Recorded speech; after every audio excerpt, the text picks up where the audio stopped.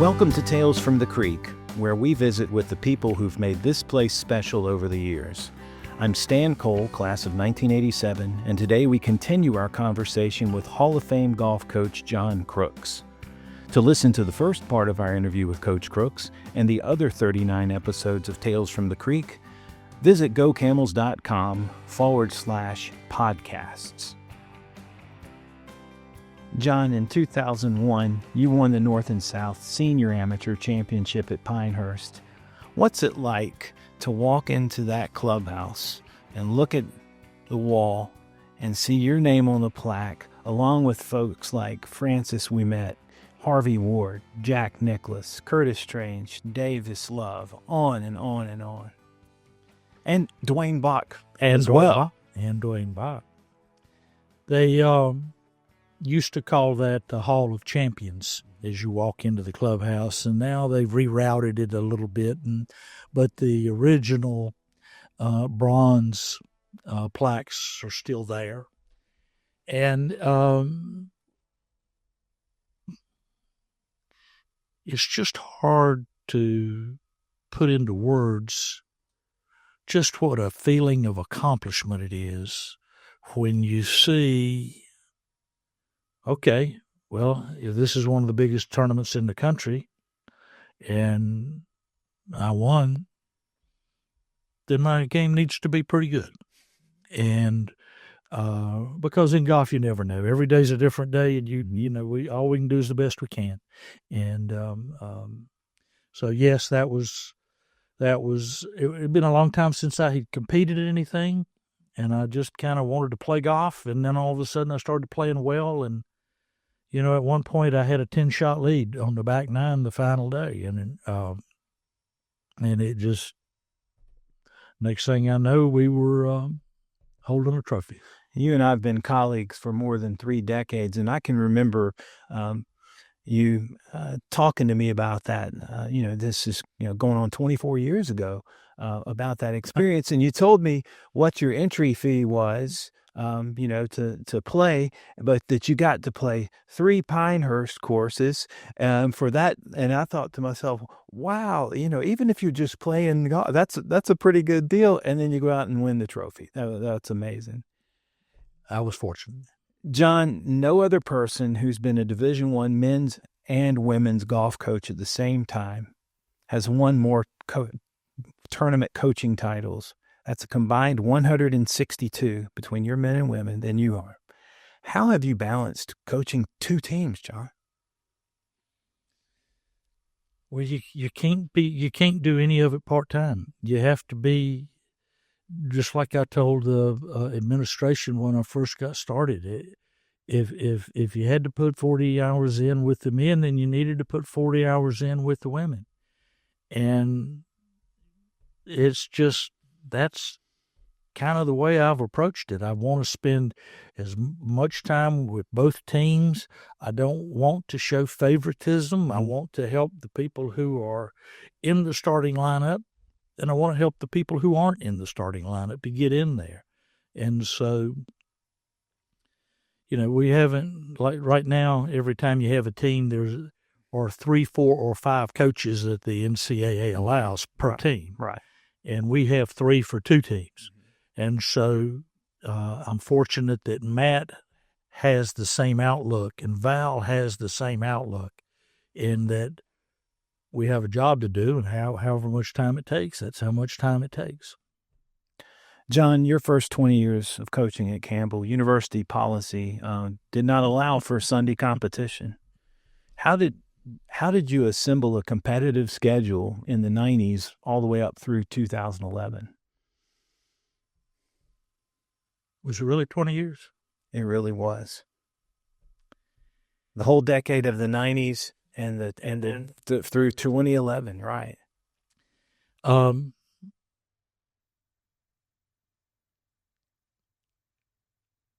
knew when I started that we didn't play on Sundays. And I knew we couldn't compete on Sunday. We could play. We could practice on Sunday, but we couldn't play competitively. And so the story I had to tell was about how many practice putting greens we had, and how good our golf course was, and how many awards that Keith Hills had won, and what a high ranked and how close it was to campus. And so we talked about what we had and not what we didn't have. Mm-hmm. Now, it didn't take long for other coaches to go to those same prospects and said, yeah, but they don't play on Sunday, and golf is played on Sunday. That's when the final rounds are. Well, Wendell and our athletic director at the time, Tom Collins, after Wendell, they both saw how the improvement, and they saw how good the teams were getting. And so they allowed me, as the administration did, to play in events where they did not compete on Sunday. Well, on the East Coast, you have so many more people than you do on the other side of the Mississippi River. Mm-hmm. So a lot of the courses on the other side of the Mississippi River, courses were closed on Monday and Tuesdays. Right. So that's where they'd have college events. Mm-hmm. And so once upon a time, I mean, I might cross the Mississippi River 3 times in a year with a team, just to get to a place where I could find a tournament that was a Monday and Tuesday. And yes, it was a lot of travel, and yes, 54 holes in 2 days is a lot of golf. But that got us the exposure on the national level that we needed, so that if I was recruiting somebody from Montana or from California or from Arizona, they knew of us, and they could compare us to some of the teams that they were a little closer with. And so, look, there were times when I would be in a tournament, and we would get in a tournament because we had to have playing days, and we'd play Friday and we'd play Saturday. And one tournament, Janet had an 8-shot lead winning a golf tournament. And I had to tell the people at the golf course, and then, I had to remind them that we were going to have to withdraw from the tournament. And so she did not get a chance to win that. Mm-hmm. She certainly should have. She did her part. And they knew about it going in. We dealt with it, and we made the best of the situation. And I think as a byproduct, your travel budget increased. I remember seeing St. George, Utah as a date line, and Albuquerque, New Mexico. And you're traveling time zones and having to fly all over the country, whereas theoretically you could go from North Florida to D.C. and fill plenty at that time. And now you could do that since you do play on Sunday. That's right. How has your scheduling changed over the years, John, as your teams have grown in stature and in respect nationwide and opening up? How's your scheduling? So one of the challenges in today's golf, everything is budget driven, mm-hmm. and I'd like to say that I've been in a situation that I could just pick and choose where I wanted to go and where I wanted to play. But Wendell kind of taught me that, maybe with this Sunday deal, we can approve a flight, mm-hmm. A semester. And then it got to the point after some success and some championships where maybe we were able to get in another one if it truly was a top-notch Division I. For example, I got into Texas A&M. Mm-hmm. Well, that was a flight that we went, and we finished second. And then we took another flight out to Colorado State, and we won there. And when people are seeing that, then Campbell must be somebody. And so now I play, for example, this past year, we were able to play at Clemson. We were able to play at the University of Tennessee. We were able to play at North Carolina State. Well, all of those schools were certainly within driving distance, and there are great teams, and there were great fields. And just by the way, Campbell's record against those three home teams we had 2 victories and 1 tie. So we didn't lose to any of the home squads. It just means that we're pretty good. John, you've coached teams and individuals in both the NCAA regional and national championships. Your women qualified for the NCAA championship in '97 and back-to-back in 2014 and 15, and that's advancing out of the regional. Are there any teams that stand out in your mind as like the best team that just couldn't get out of the regional for some reason, or maybe they were against a stacked field sometimes? I look back and think of, how that 2019 men's team that group there, 2017, 18, 19, when Pontus Nyholm was a freshman in 18, and Jesper Svensson was a senior in 19, along with Ray Kryvishian and Brett McClam and Max Theodorakis. You had some great golfers back in there, and 2 of those guys are teeing it up at the highest level possible now. That's right. And so we have gone to regionals and advanced to nationals. And we've had some individuals do that. We've had Sharon O'Neill advanced out of the Ohio State region, and Nadine advanced out of Albuquerque. And Vida Guillaume won the Greensboro region. Vida won and won his trip to play Riviera. On paper, the best team I ever coached was not the 97 team that finished 14th in the country. It was the next year. And it's because all of the good players returned, and they were better. And we had both Kylie and Mara. Mara was ranked like in the top 10 in the country, and Kylie was in the top 50. And we went to Duke, and I just thought that we really had a great chance of advancing, and good players didn't play well. Right. And so thank you very much. See you next year. And then with Ray and Jesper and Pontus. Now, Pontus' freshman year, he advances. Okay. But the other teams, we would go and we would play at sites that were different grasses or different places. I mean, that's probably more of an excuse than it is a reason. We didn't play well. Right. And Matt reminds me that we were within 3 shots of the lead in 19 at the University of Georgia.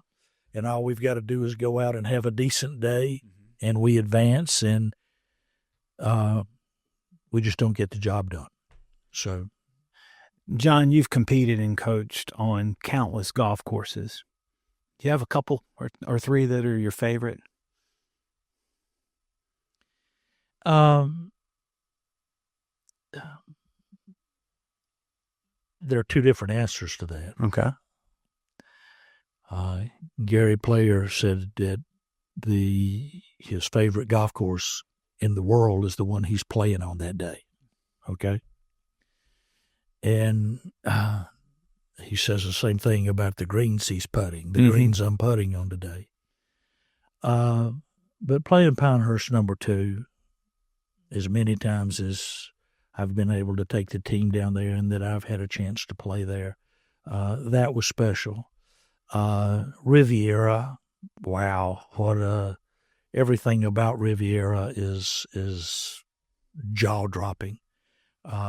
And then just recently, we went the tournament, the golf course Union National that we played the regional on this past year.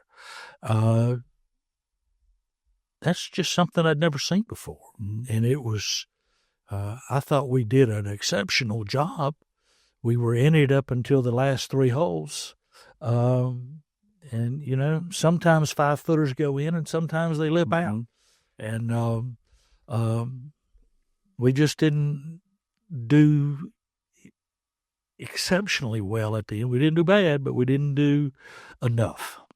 So, John, you've been at it a while. How's your coaching style changed over the years? How have you adapted? Well, this answer is probably in multiple stages. You have to understand that in 1990, Campbell didn't play on Sundays, and Campbell had a very strict policy regarding social behavior and what was allowed and what wasn't allowed. And there was always, you'd hear something about an athlete somewhere that on campus that had kind of done the wrong thing over the weekend. And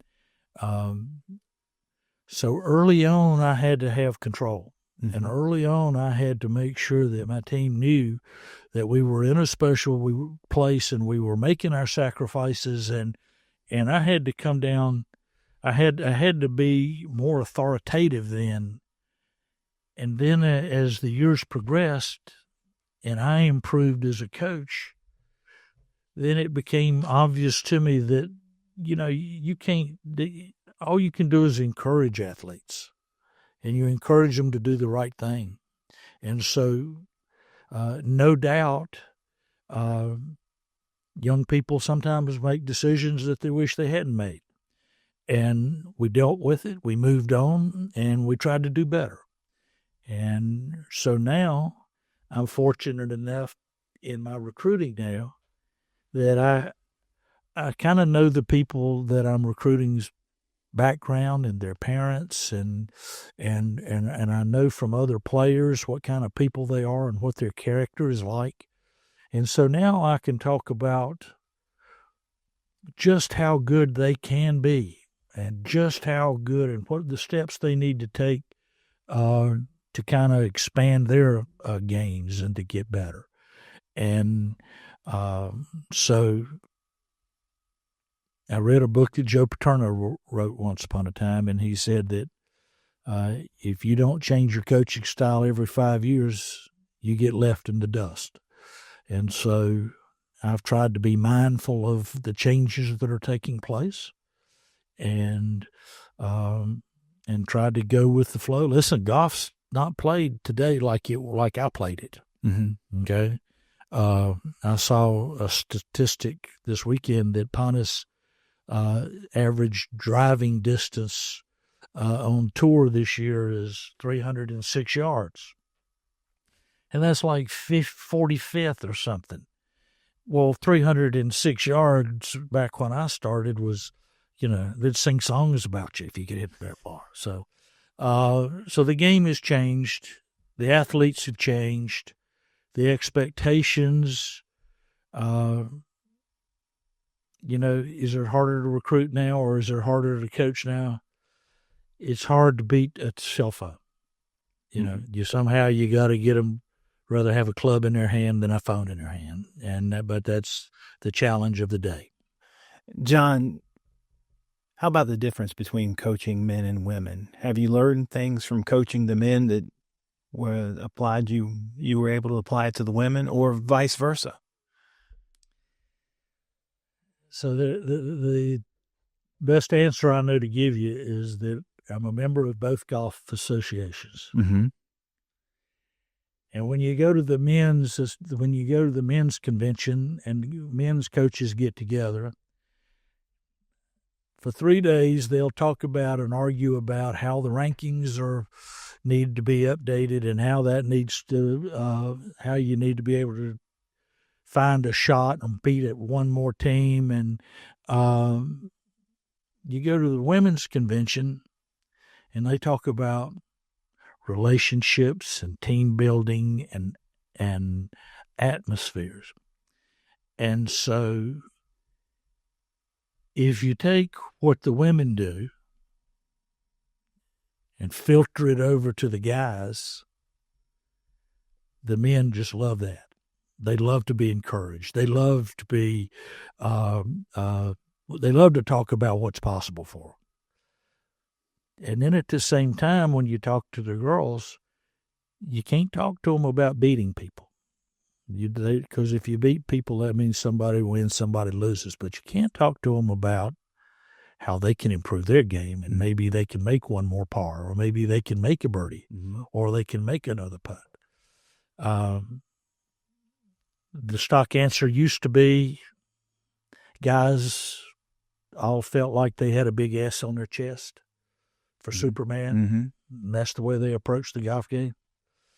And the women never believed they were as good as they actually were. And so my job was to build one up, and the other one needed to be a little more realistic.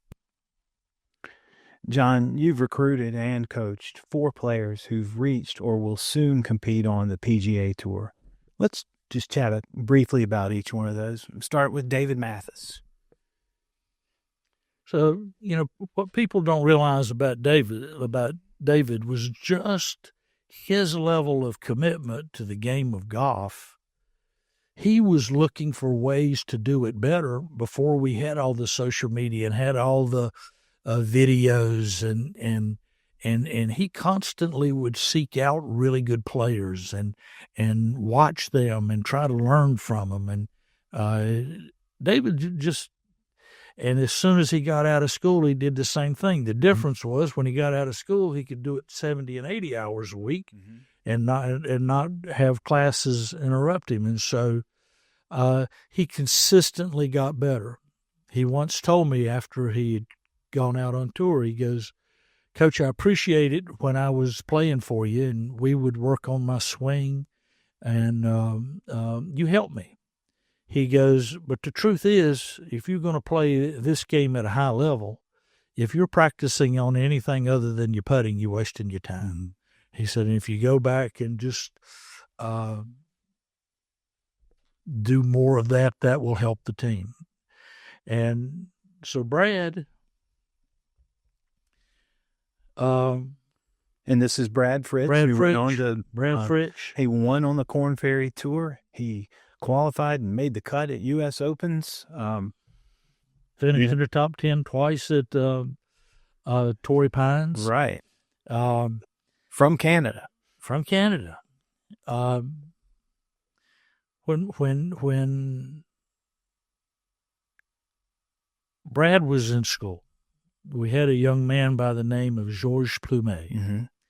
And Georges was an exceptional player and a great ball striker, had a lot of really low scores.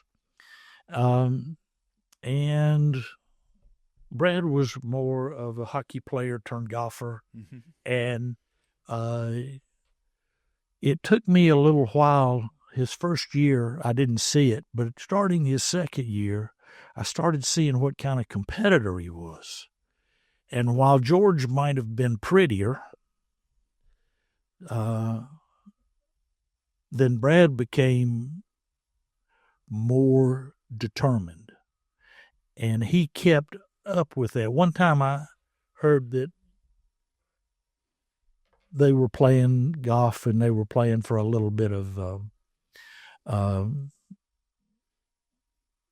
had a monetary value. And I kind of pulled Brad aside and I said, "You do realize that George's stroke average is like 5 shots better than you. And you probably, that wouldn't be the one you'd want to jump on." He goes, "Well, he still owes me money." And so that told me so much about the way he approached the game mentally, that the name, and he didn't care who they were. He just knew that he was going to beat them. And he had a great career and still playing well. Jesper Svensson. Of course, you've got to tell the story how you got Jesper to come over here. Well, so I go to the Annika Invitational in Sweden, and I'm looking. I wanted to see. I had had the opportunity to coach some Swedes, Mm-hmm. and what great people they were. I mean, they were just, whether it was Ulf Hedlund or Ricard Allard. I mean, just guys that are Johan or, and I'm not going to mention all their names, but Freddie Sundberg. I mean, just great people. And I go, well, I've never been over there to see them play, and I need to do that, because if they're this good and I'm getting what, maybe there's somebody else good too.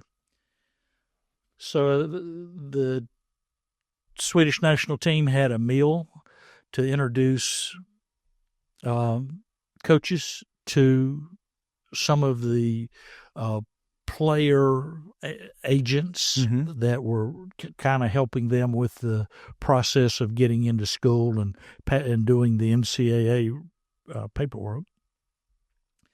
And Charlotte came up to me and she goes, I just don't have a girl here that would be on your team, but do I know the men's coach? And I go, yeah, I do. And so she told me that one of her boys that she had just signed had won a big tournament. And I said, well, what was it? She said, well, I'm not sure, but it was, they were really excited about his victory. And so the next day she finds me and she says, it was the national match play championship. And I go, yeah, that's pretty big. And so she put us in touch, and nobody had talked to Jesper. He was going to go to play in a division school in Georgia, Clayton State. Clayton State. It was, right. And I go, you're the match play champion of Sweden. You're supposed to be playing Division I golf. If you'll come to my place, you'll play all year round. You'll have a golf course that you can walk to, and every single thing you need we'll have. And so he did. And after the first year, he went back home and he won more. Mm-hmm. And I think he went home and he told one of the coaches at his high school that everything he needed to be to improve, we had at Campbell. And so then I've been fortunate that our name is highly recognized in Sweden now. What made Jesper such a good, and continues to make Jesper such a good golfer? I mean, this guy as a sophomore goes out and breaks Dustin Johnson's Big South Conference scoring record and wins the conference tournament going away, and wins it again his senior year. When you first see Jesper, you have to realize is that all of these guys are going to hit some good shots, and all of them are going to hit some that aren't good. And Jesper had that unique ability that he remembered the good, he forgot about the bad, and as a college player, the bad never had a big impact on his approach to the rest of the golf course. And that's a level of confidence that most people never can attain. And so he took it. He played here. When he left here and didn't have class, then it was just like he just got better. Boom. And now he's doing some things out there. This past week at the Colonial, he shoots 29 on the back nine to make the cut. Oh, okay. Well, thank you very much. And that's like the fourth time he's done that he's broken 30 for 9 holes. So he has it. Ponus has it. And Ponus practiced a whole lot more than Jesper. And Panas practiced the same thing every day, working on the same things. And, maybe once a year I would see something that I might mention to Panas, but he had such a wonderful working relationship with his coach back home that they talked often. They shared videos. Both Jesper and Panas knew as much about their golf swing when they got here as I do about golf. But I also was able to help them because I have played at a pretty high level in my life, and there's certain things that you learn that you can pass on, and I think I was an asset to both of them. John, let's take a few minutes here, have a little fun, and maybe build a composite or a list of some of the best golfers you've coached, men's and or women's, and just give a few that come to mind when I list a certain category. Best work ethic. Mara Larati. Okay. Mara would sit down on Sunday night and plan her week. And this is back when we had the little White House was my office, and we had a little T across the street. And if it was 33 degrees and raining, if Mara had that she was going to work on her long irons, then for an hour she stood out there in the cold weather and she practiced it. And she did it every year she was here, and she did it every week. And she got to be, like I said, one of the top 10 players in the country. And that's back in a place, that field's still there out at the entrance to Keith right Hills. In front of your house. And you had to pick up your own golf balls there. Nobody's going to drive a little tractor around and collect those. How about your most competitive player? Probably on the women's side, I would say Kylie Pratt. Mm-hmm. And Kylie taught me something, and that was to really love your opposition. I didn't love the opposition. They were the opponents. And she explained to me that if she didn't have somebody to play against, she'd never be pushed to get better. Mm-hmm. And that was the attitude she brought to her first tournament. And did she compete? Absolutely. And she happened to be on the team with Mara, and Mara happens to be one of the top 10 in the country.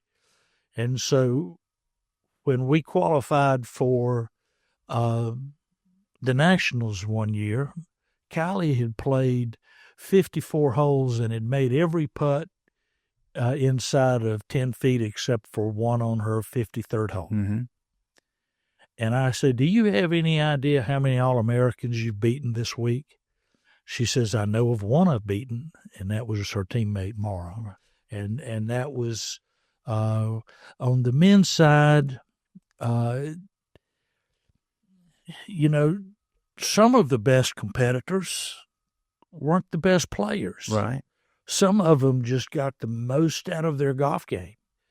And I've got a name that goes way back to when Dwayne was on the team. We had a young man by the name of Glenn Pierce. Mm-hmm. And when I took over, he was in the class with Dwayne, but Glenn had another year of eligibility. And I can't tell you how many times that whether it was qualifying or playing in a tournament, that Glenn birdied 2 of the last 3 holes wherever he was. And so his nickname became Iceman pretty fast. And then thinking about some other players,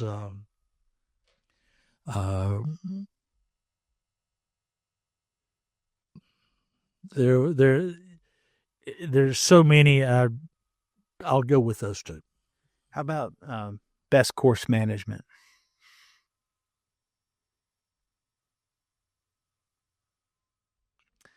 Best course management. So, best course management. So, on the women's side, Mara. Mm-hmm. She understood angles.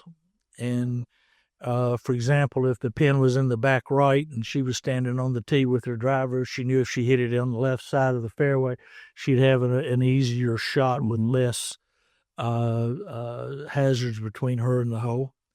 On the men's side,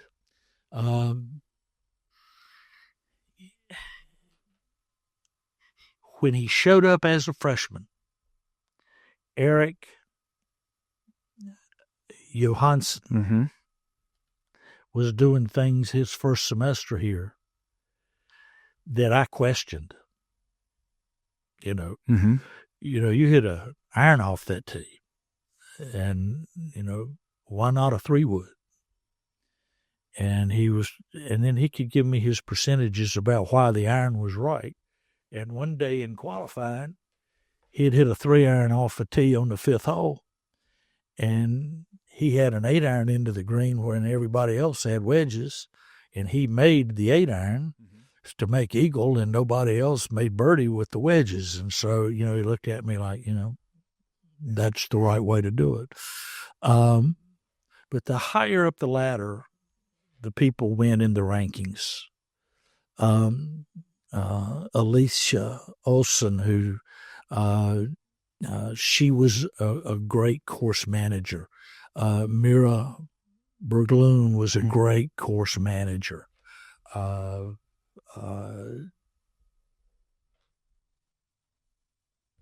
Mary Matson was she would be in there for competitor and for course manager. And so, look, I've been fortunate to coach over 100 on both sides, and to just pick out a couple of them,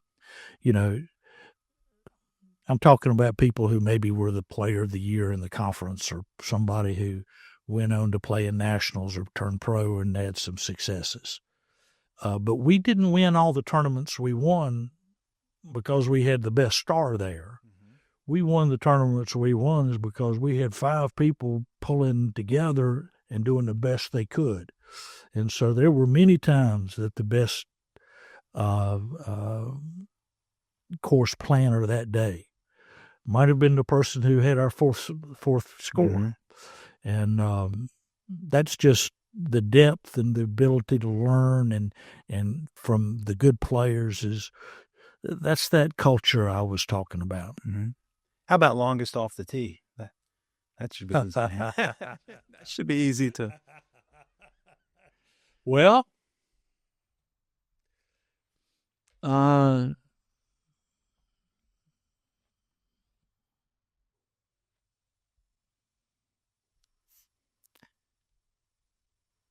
young man from Wilson that was involved in the long driving contest, Paul Howell. Okay, that's an easy one. He never played around for you, but he was on the thing. I saw him do some things with the driver that you're fortunate to be able to watch it. And now, certainly Jesper right now is in the top 10 on driving distance on the PGA Tour today. So obviously you have to mention him. Sharon O'Neill was a player of the year, and she graduated, and then she spent a year working as an assistant pro, and she joined the National Long Drive Contest, and she went to the Nationals, and she was long. But there were a lot of tournaments we went to where other people hit it further than she did. And I asked her about that once, and she goes, well, I had it if I needed it. Okay. And so, and she did. And I can think of a 3-wood she hit one day from 250 yards out into the wind at Kiowa, and she knocked it on the greens while some other people were putting out. And she said, well, I didn't think I could get it within 40 yards of the green. But, yeah, she needed to step it up. She could. for this next category, I'm going to maybe plant a seed for a story, but and the category, of course, is best short game. And Janet Wooten shared with me a day that she was struggling off the tee, but she ended up with only 18 putts and shot 69. She said, "I would hit it, and Coach would go find it." What do you remember about that? I mean, that's got to be an incredible short game there. So different time, okay, and the long ball wasn't necessarily the most important thing. Hitting the ball in the fairway was the most important thing. And early in Janet's career, she was able to hit it a long way. And so she kind of had to have a pretty good short game if she was going to be competitive. Later on, she wasn't quite as long, but that work she had done on her short game taught her about the short game. And so she came to Campbell when Dwayne was still around. And she saw how much Dwayne worked on his short game and how good his short game was. And she just became great. I mean, she just pulled it. She had a little sand wedge, and when you pick it up, it was one of the heaviest sand wedges I'd ever picked up. And I often thought that really helped her around the greens to be able to have the touch and feel that she had. So she certainly had a good one. But we've had some other good ones over the years as well. Can you name a handful of the best putters that you've seen on your teams? Well, Callie Pratt wins that hands down. Okay. And Mary Madsen would be in there. Young lady by the name of Josefina Sandizaga.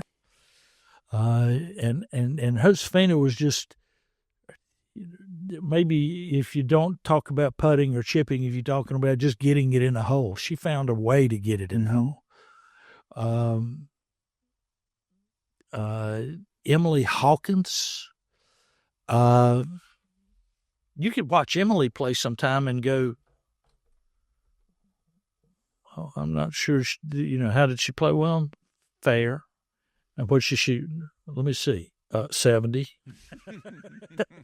So her good was obviously real good, and she understood scoring better than so many people. You mentioned something a while ago about how far Sharon hit it. I can't leave out Anna Nordfors and how far she hit it, because she took it to a whole new level. And she did it while she was playing, not like Sharon when she left to hit it further. John, maybe this one speaks to the culture you talk about that your teams have. How about someone who's the best teammate?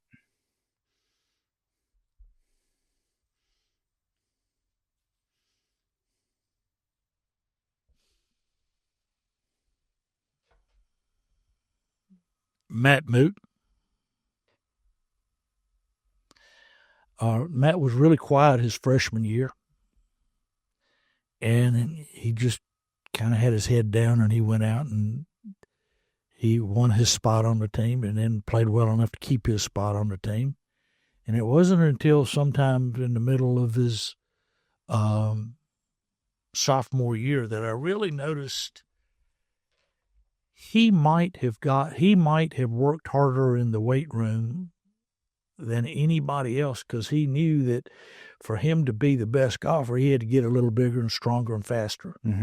And he never missed a chance to work out and do the very best he could.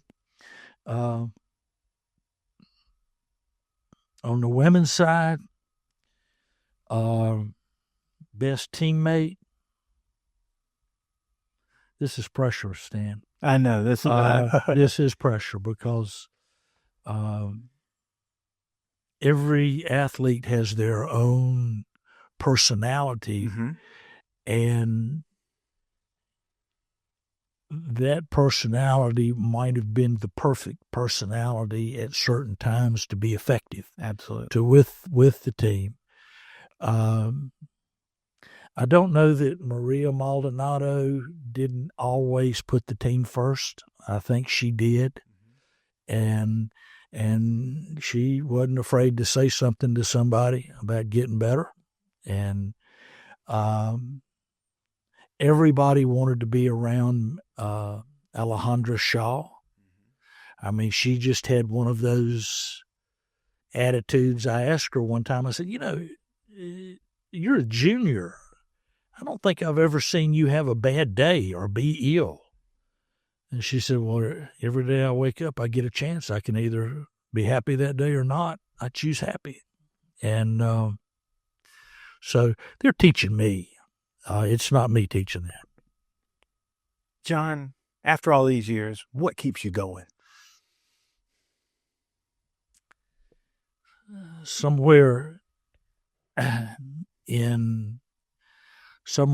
on one of the girls' telephones right now, I recorded a video, and we were playing down outside of Kiowa at Briars Creek. And this had been a tough tournament for us. We just really hadn't been playing well. And every one of the young ladies either birdied 2 of the last 4 holes or birdied maybe the last hole. And we went from being not very good on the rankings to jumping up ahead of several Power 5 schools, and that Campbell beat pretty handily. And I said, I'd like for you to tape this sentence, and they did. They recorded it, and when I said, in the recording, I said, I can't imagine that there'll be days that I'll be down. But if that ever happens and we're out playing and I'm not happy, remind me of this moment. Because they had been competitors to the very end, and at the very end, each one of them was rewarded. And if that's not that's why you coach. You see them do that special thing, and they bypassed a lot of good teams, and they made us look really good. Speaking of coaching, not only has Campbell turned out incredible student athletes during your tenure, but you've built quite the coaching tree. Former players or coaches who followed you in your footsteps at places like Baylor, Michigan, Georgetown, UAB, Charlotte, Marshall, ECU, and I guess we'll say High Point too, the old rival in the Big South. How have you helped those young people and those young coaches learn the ropes? Depending on who you talk to. Michigan State, Russ Cunningham is there, and Russ told me when he took over he became the Oakland University's men and women's coach. He said, I just can't coach the way you did. And I go, what do you mean? He goes, bad shots are bad shots, and they need to know that they're really bad shots. I go, no, they don't. They kind of know that.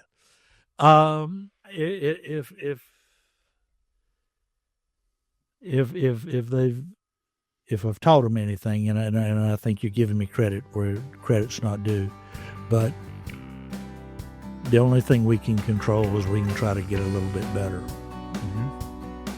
the next time we practice. And if you do that enough times, good things are going to happen. And each of those people who went on to head coaching jobs, they found out how when you recruit, yes, talent is important, but character is more important. And yes, if somebody might be the greatest thing since sliced bread, but if they're struggling to pass English or if they're struggling to pass math, they're not going to help us at this level. And so they found the right people to go after. And, all of those people have recruited really good students. John, last fall, your women's team won the Golf Week Fall Challenge. While that was happening, 3 of your former assistant coaches were working for other teams there. Ryan Ashburn, head coach at Charlotte, her assistant, Cece Buford. Cece left here to take the head coaching job at East Carolina. And Lindsay Hunnell, your assistant, is now the head coach at High Point. What is it like when you're out around? Because you see those teams, High Point, ECU, Charlotte, you see them around at tournaments. What's it like to be able to go see them, and y'all have work to do and your golfers to work at, but when you get out at a tournament and you see some people wearing different colors than you are now, and seeing them along the way. Matt, Stan, it's just a sense of pride. You see how well they communicate and how hard they work and how they're putting their players in a position where they have a chance to do well. And that's all we can do as a coach, I think. And, listen, the athletic directors at these other universities that hired these people, they saw what I saw. And they're quality people, and they're very good at their job. And they taught me, and continue to teach me more than I called Lindsay the other day to ask her a couple questions about the portal, because she's had a lot more success in it than I have. And they're just good people, good coaches. John, you've been inducted into both the National Golf Coaches Association and the Campbell Athletics Halls of Fame. What do those honors mean to you? Well, it means that I have to give a speech, and that's not necessarily my cup of tea. Listen, I guess I'm my biggest critic, because I know after every tournament, after every round, after every season, you have to go back and you have to reflect on all the things that you did and where did you make your mistakes, and what can I do to get better? And, if I made this mistake, what was my reasoning that allowed me to get to that point? And I guess, I think you said 162 victories. I may have played in 1,000 tournaments, so I lost quite a bit more than I won. And you learn from the losses, and you learn how maybe you say something at a different time, or you just show up and smile at a different time. Sometimes this golf at this level is just that. It's just if you can impart a mood that's what they need to do better. And so me being in the Hall of Fame, I'm honored. Certainly that I think when they inducted me into the Golf Coaches Hall of Fame out in Reno, I wasn't nervous at all until before they gave me my award. They had the other members of the Hall of Fame stand up. And when you look at the people who are in the Hall of Fame and you realize, well, they are great. They are really good. And just for me to be mentioned in that category, for me to be mentioned in the same voice as Wanda Watkins, Wanda was a trailblazer. Wanda has fought every battle and had been successful, and the number of years she was able to take. I think of what they said about Paul Bryant. Paul Bryant could take his and beat you. Mm-hmm. He could take yours and beat you. Mm-hmm. And that's always the way I felt Wanda went about it. That she just was just a great coach. I always like to wrap up when I'm talking to my friends in the game of golf with a few golf-centric kind of short answer questions here. Living or dead, who makes up your ideal foursome? And you can make it a fivesome if you need to have 4+ you.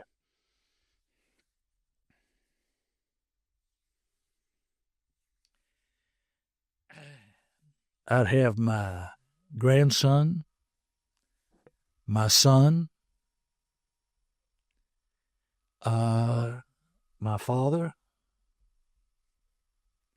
and I'd want my wife to be in the golf cart, kind of keeping everybody from fighting.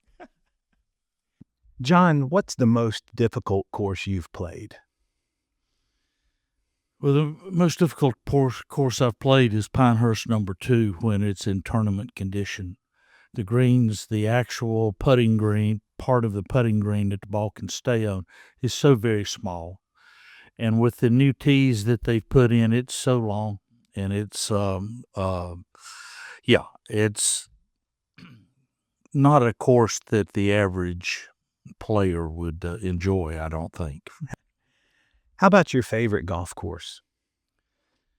Well, my favorite it's been a while, down in Isle of Palms, just north of Charleston, is a course called Wild Dunes. And I had a chance to play there on a half a dozen occasions. And it was just, Fazio designed it, and it was almost the perfect design in that wherever you were in the fairway, depending on the pin, it presented a different challenge to you than had you been someplace else. But then the hurricane came. Mm-hmm. And they say they lost 10,000 of those big moss-covered oaks. Mm-hmm. So I went back and played it afterwards, and they did some damage to it. So I don't know that it's the best one right now, but that when the trees were there, that was pretty special. How about a course that you would like to play? Well, every golfer wants to go to Augusta. Right. But I think I'd just as soon go to Pine Valley in New Jersey. I've got a few friends that are up there, but both like Augusta and Pine Valley, if you ask a member to play, the answer has to be no. They have to ask you. So I've still left my options open. Well, we'll try to distribute this podcast far and wide, and then hopefully that plea will come out and be answered.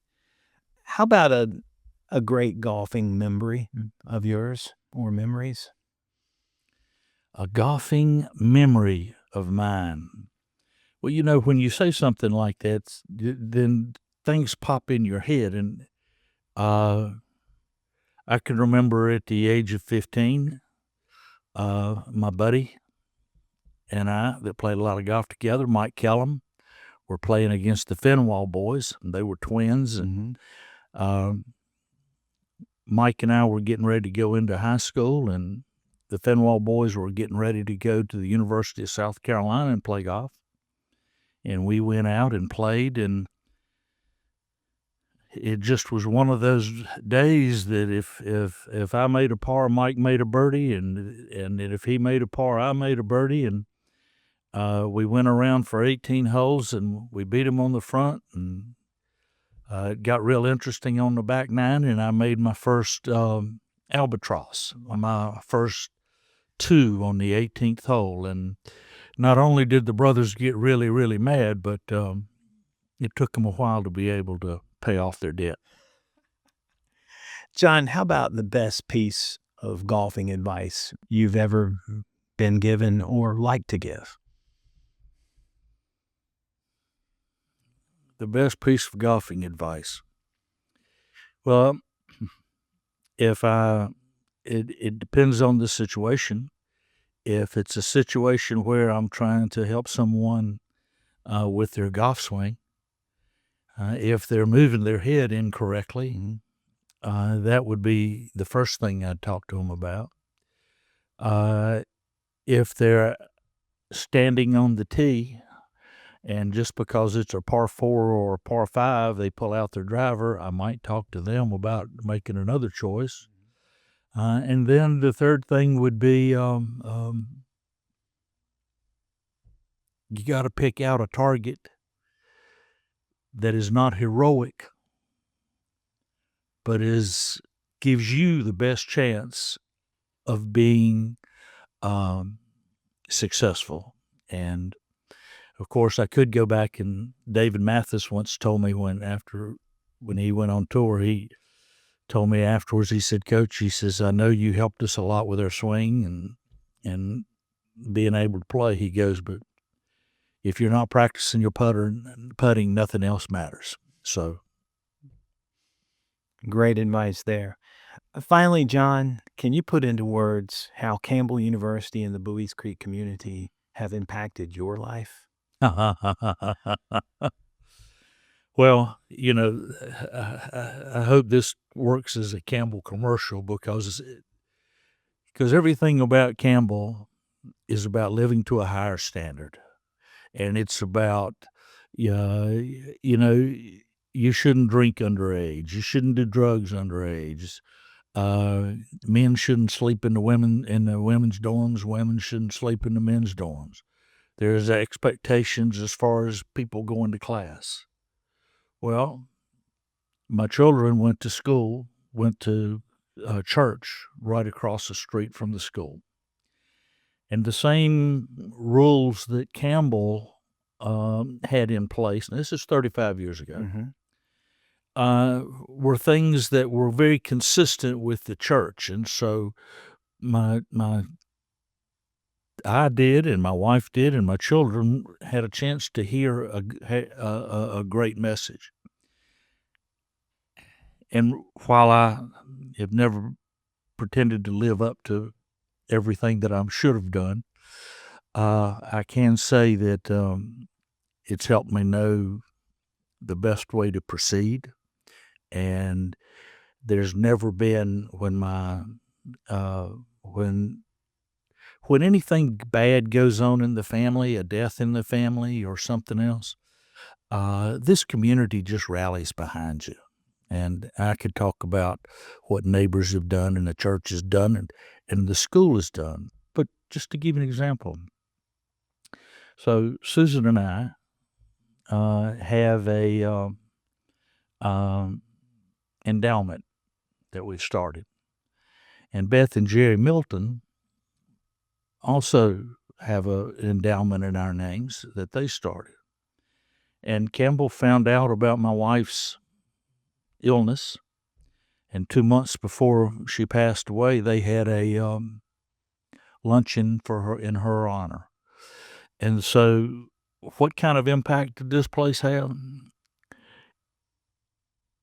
It's helped my family. It's helped me. I've met great people, and I'm just a lucky person to be a part of Campbell University. I'm Stan Cole, and our guest today on Tales from the Creek has been Hall of Fame golf coach John Crooks. Thank you, John, for sharing your Tales from the Creek.